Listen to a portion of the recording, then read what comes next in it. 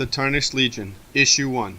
They watched this a dozen times over, a macabre scene played out for all to witness. The large robotic arm reached down to take the helpless victim, dangling prone from leather bonds. Apex did not need to feed, but the robot had a malicious programming. Then again, it could be an AI from the mapping of the memories of the leadership.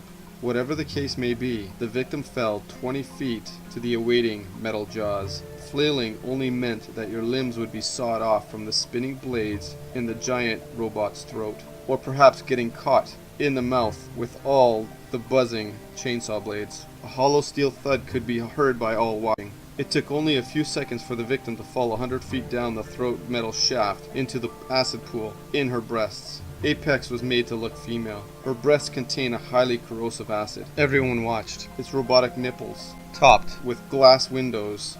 A moment later, a skull floated by, proof of certain death for any traitor of the Tarnished Legion.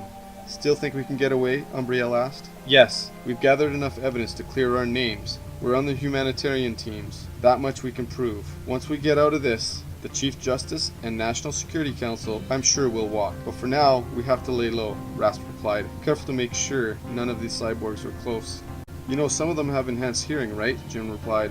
A great shot with formal military training? Jin knew what he was talking about. Rasp wondered if his abilities could stop a long-range sniper like him. Jin, this is Umbriel, Rasp introduced them. A looker. You have good taste, Rasp, Jin smiled, taking Umbriel's hand in greeting. You always talk like that? Umbriel asked Jin, his western drawl unmistakable and borderline offensive to the Métis woman. Yes, ma'am, I do. The name's Jin Slinger, but my friends call me Jin. Now, if you had enough of this shit show, I'd be thrilled if you'd escort me to the mess hall. I find the cyborgs a bit cold, callous, and lacking social graces. Good idea, Jin. Keep an eye on her. I'll check in on the others to see where they're at. Once we go, there's no turning back, Rasp said. I hear that. Now let's get us some grub, darling, Jin encouraged.